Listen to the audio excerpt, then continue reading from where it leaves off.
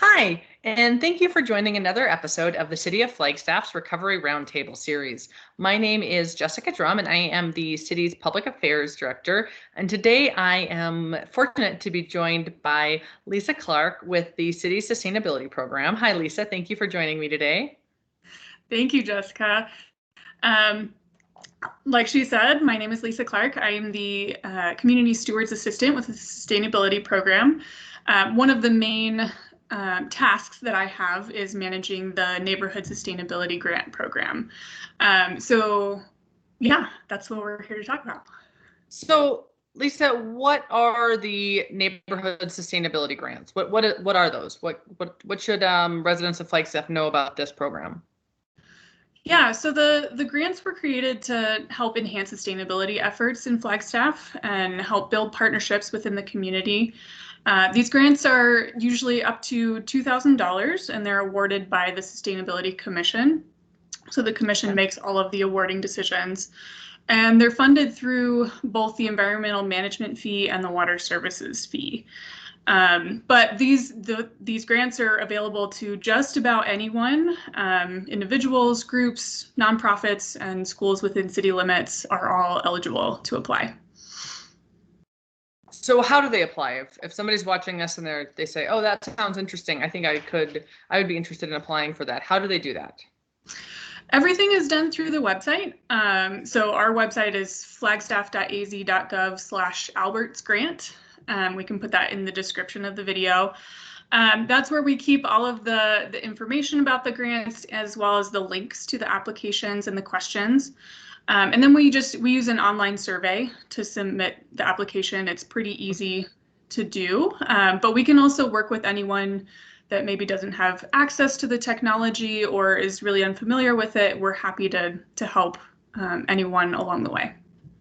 And what are the focus areas? If somebody thinks, okay, this could be interesting, I think I have an idea that I could maybe apply for this. What are the focus areas that are typically funded or that you're looking for applications in that area?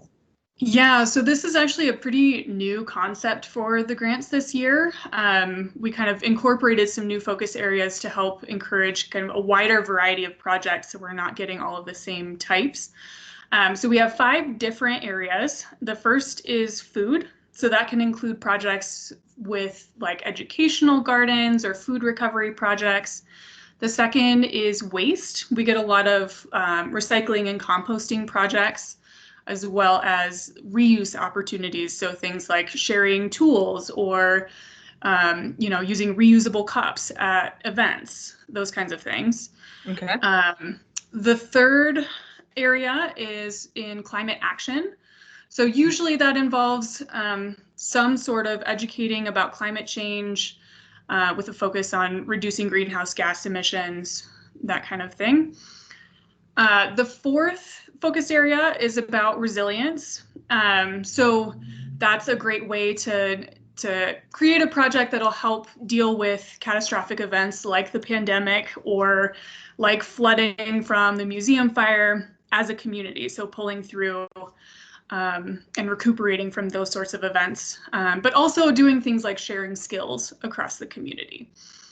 And then the last focus area is in water conservation. So with those projects, we look for projects that will reduce potable water use through really innovative ways of, changing how you're using water.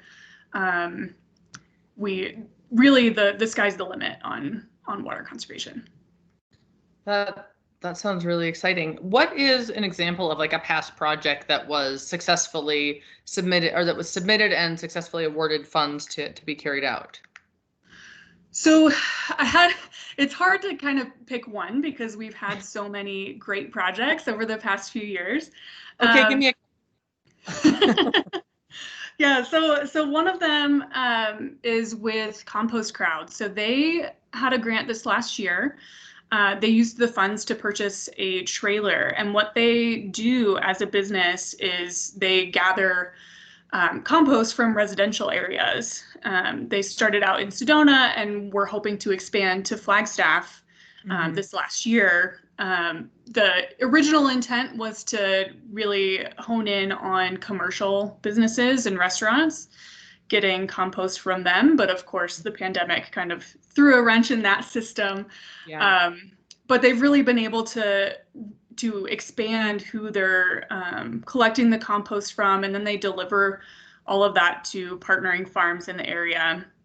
And they even worked with us at the sustainability section to collect jack-o'-lanterns after Halloween last year, which was really successful. Yeah, so they had a huge, trailer full of pumpkins. So it was great to see that kind of work.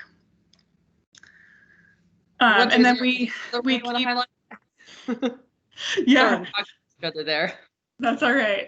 So we've had some really cool projects with like school gardens, incorporating curriculum into also just growing food so that students can take those home. So it helps with kind of food security as well as education, which is a really great thing that we love to see. But we do keep records of our past projects on the website as well, and I'll be adding some more of those with these more recent projects soon as well.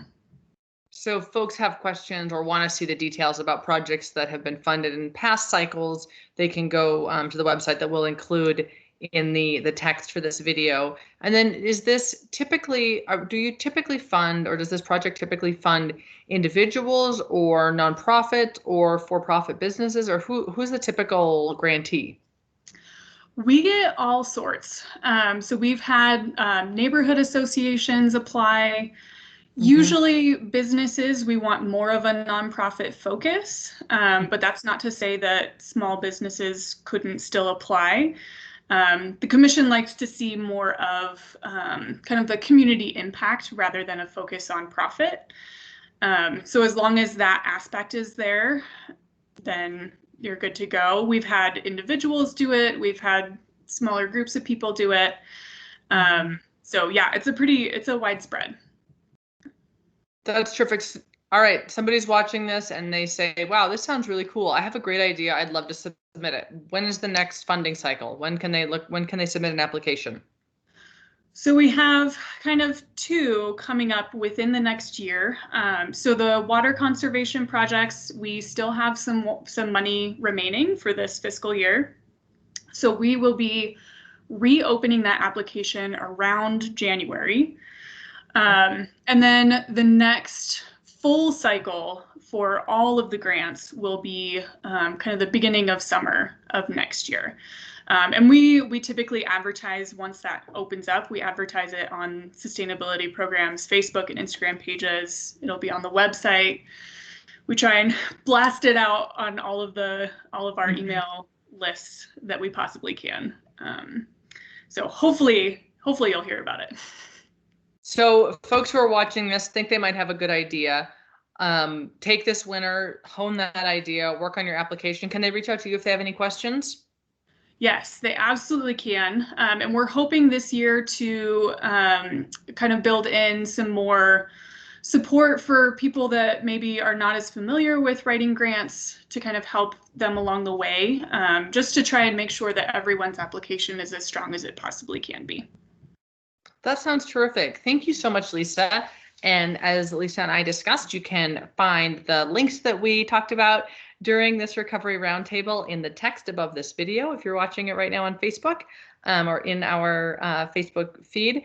And you can always submit questions to Recovery Roundtable at flagstaffaz.gov. And thank you so much, Lisa, and have a great afternoon. Yeah, thank you.